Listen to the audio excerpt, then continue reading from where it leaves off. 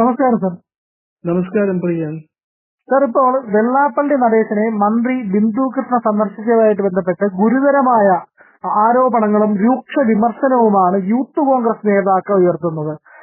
മന്ത്രി വെള്ളാപ്പള്ളിയെ കണ്ടത് ശരിയായില്ല എന്നാണ് പറയുന്നത്. സമുദായ നേതാവായിട്ടുള്ള വെള്ളാപ്പള്ളിയോട് അത് പ്രത്യേക ഒരു വിഭാഗത്തിൽപ്പെട്ട യൂത്ത് കോൺഗ്രസ് നേതാക്കൾക്കാണ് ഇത്ര ചൊരുക്ക് എന്നുള്ളതാണ്. എന്താണ് സാർ ഇതിന്റെ അടിസ്ഥാനമായ ലക്ഷ്യം? അത് ഈ ഒരു മുസ്ലിം സമുദായക്കാരനായ ദുൽഖിഫിൽ അയാളല്ലേ സ്റ്റേറ്റ്മെന്റ് പുറപ്പെടുവിച്ചിരിക്കുന്നത് മന്ത്രി ബിന്ദു കൃഷ്ണയെ വിമർശിച്ചുകൊണ്ട് വെള്ളാപ്പള്ളി നടേശനെ സന്ദർശിച്ചതിൽ. അല്ല, ഈ ദുൽഖിഫിൽ ആരാ ഇത് പറയാനായിട്ട്? ഹു ഈസ് ഈ? രാഷ്ട്രീയ മാന്യത എന്ന് പറഞ്ഞാൽ കോൺഗ്രസിനോ യൂത്ത് കോൺഗ്രസിനോ ഇല്ല എന്ന് നമുക്ക് നന്നായിട്ട് അറിയാം. ഇപ്പൊ തമിഴ്നാട്ടിൽ തന്നെ കണ്ടില്ലേ, വിജയിയുടെ പാർട്ടി ജയിച്ചു കഴിഞ്ഞപ്പോ അവരുടെ കൂടെ അവരുടെ DMKയുടെ തോളത്ത് കയറി ഇരുന്നിട്ടാണ് അവര് തെരഞ്ഞെടുപ്പിൽ 4-5 സീറ്റ് മേടിച്ചത്. അവരപ്പൊ തന്നെ ചാടി TVK ക്യാമ്പിൽ പോയി, എന്നിട്ട് കോൺഗ്രസിനെ കുറ്റം പറയാൻ തുടങ്ങി. അപ്പൊ അങ്ങനെയുള്ള ഒരു രാഷ്ട്രീയ പാർട്ടിയിൽ നിന്ന് മാന്യത ഒന്നും പ്രതീക്ഷിക്കേണ്ട DMKനെ കുറ്റം പറയാൻ തുടങ്ങി. അപ്പൊ ഇത് ദുൽഖിഫിലിന് അറിയില്ല രാഷ്ട്രീയ മാന്യത എന്താണെന്ന്. ബിന്ദു കൃഷ്ണ ആരെ കാണണം ആരെ കാണരുത് എന്ന് തീരുമാനിക്കുന്ന ദുൽഖിഫിലോ യൂത്ത് ലീഗോ അല്ല, യൂത്ത് കോൺഗ്രസോ അല്ല. അവർ കേരളത്തിന്റെ മന്ത്രിയാണ്, കേരളത്തിന്റെ ശിശുക്ഷേമ വകുപ്പ് മന്ത്രിയാണ് ബിന്ദു കൃഷ്ണ. എത്രയോ വർഷമായിട്ട് അവര് സാമൂഹ്യ സേവനം നടത്തി വരുന്നു, രാഷ്ട്രീയ സേവനം നടത്തി വരുന്നു. കോൺഗ്രസിൽ അവര് ഇതൊന്നും ഇല്ലാതെ, അധികാരത്തിന്റേതായ പരിവേഷമൊന്നും ഇല്ലാതെ തന്നെ അവര് സമൂഹ സേവനം നടത്തി വരുന്ന ഒരു വനിതയാണ്. വളരെ അധികം ബഹുമാനിക്കപ്പെടുന്ന ഒരു വനിതയാണ് അവര്. അവർക്ക് വെള്ളാപ്പള്ളി നടേശനുമായിട്ട് വ്യക്തിപരമായ ബന്ധമുണ്ടെങ്കിൽ തീർച്ചയായിട്ടും അവര് വെള്ളാപ്പള്ളി നടേശനെ പോയി കാണേണ്ടത് തന്നെയാണ്. അത് തന്നെയാണ് അവർ ചെയ്തത്. അദ്ദേഹത്തിന് അനുഗ്രഹം മേടിച്ചു.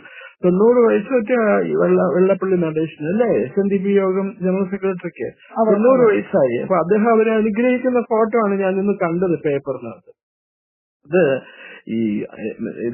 ഇതൊക്കെ മാന്യതയാണ്. തെരഞ്ഞെടുപ്പിൽ മാന്യന്മാർക്ക് മാത്രം അറിവുള്ള, മാന്യന്മാർക്ക് മാത്രം പരിചയമുള്ള ഒരു സംവിധാനമാണ്. ശത്രുക്കളാണെങ്കിലും മിത്രങ്ങളാണെങ്കിലും ഒരു ഔദ്യോഗിക പദവിയിൽ എത്തിക്കഴിഞ്ഞാൽ പോയി കാണുക, ആശംസകൾ കൈമാറുക, അല്ലെങ്കിൽ അനുഗ്രഹം മേടിക്കുക എന്നുള്ളത് ഒരു രാഷ്ട്രീയ പക്വതയുടെ സൂചനയാണ്. ബിന്ദു കൃഷ്ണ വളരെ നല്ലൊരു മന്ത്രിയാണ്, അവര് വനിതയാണ്. അവര് എത്രയോ നാളായി ഒരു വിവാദം പോലും സൃഷ്ടിക്കാതെ കേരള രാഷ്ട്രീയത്തിൽ നിറഞ്ഞു നിൽക്കുന്ന ഒരു വനിതയാണ് അവർ.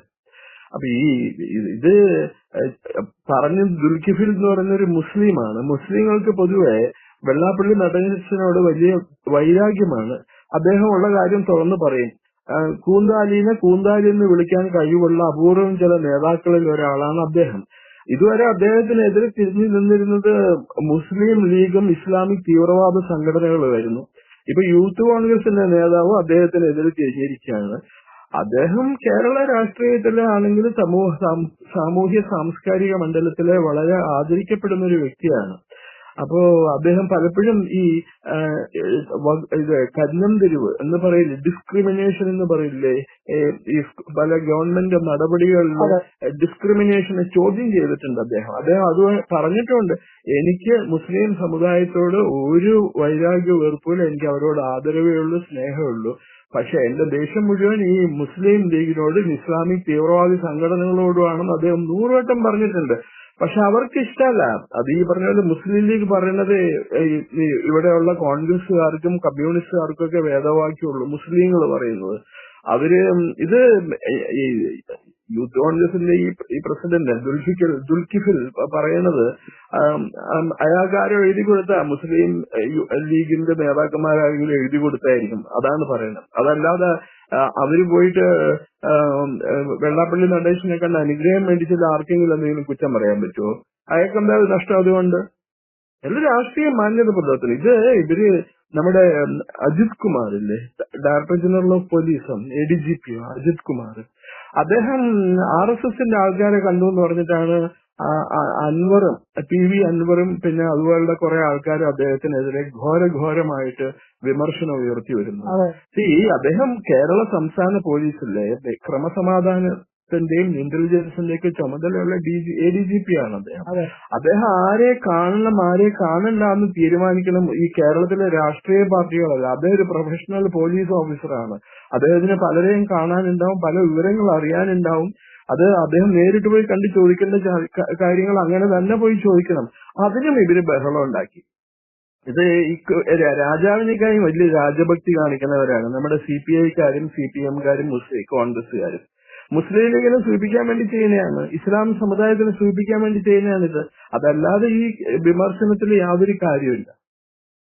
ഇത് കോമൺ സെൻസ് വേണം, സാമാന്യ മര്യാദ, സാമാന്യ ബോധം വേണം ആൾക്കാർക്ക്.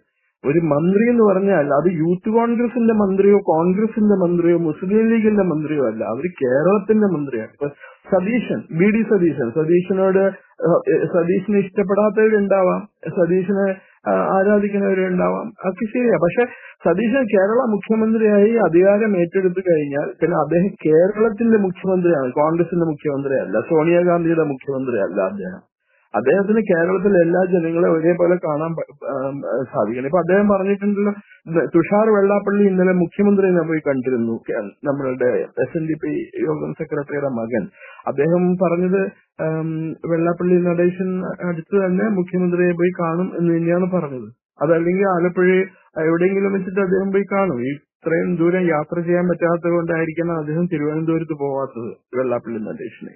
അപ്പൊ അതൊക്കെ രാഷ്ട്രീയ മര്യാദയാണ്. സമൂഹത്തിൽ നമ്മൾ പാലിക്കേണ്ടതായ ചില മര്യാദകളുണ്ട്, എറ്റിക്കറ്റ് ഉണ്ട്. അപ്പൊ അതിന്റെ ഭാഗമായിട്ടാണ് ബിന്ദു കൃഷ്ണ നടേശനെ പോയി കണ്ടത്, അനുഗ്രഹം മേടിച്ചു വെക്കുക. അങ്ങനെ ചോദ്യം ചെയ്യാന്ന് പറയുന്നത് ശുദ്ധ അസംബന്ധമല്ലേ? അതിനെ വിമർശിക്കാനായിട്ട് ആർക്ക് അധികാരം? അതെ, അത് മാത്രമല്ല, വെള്ളാപ്പള്ളിയോട് ഈ ഇസ്ലാമിസ്റ്റുകൾക്കുള്ള വലിയ വിദ്വേഷത്തിന്റെ അടിസ്ഥാനം എന്ന് പറയുന്നത് അനധികൃതമായിട്ട് ന്യൂനപക്ഷ അവകാശം എന്ന് പറഞ്ഞുകൊണ്ട് ഇവർ ഇപ്പോൾ നേടിയെടുക്കുന്ന അനധികൃത നേട്ടങ്ങളെ വെള്ളാപ്പള്ളി ചോദ്യം ചെയ്യുന്നു, ഒന്നാമത്തെ കാര്യം.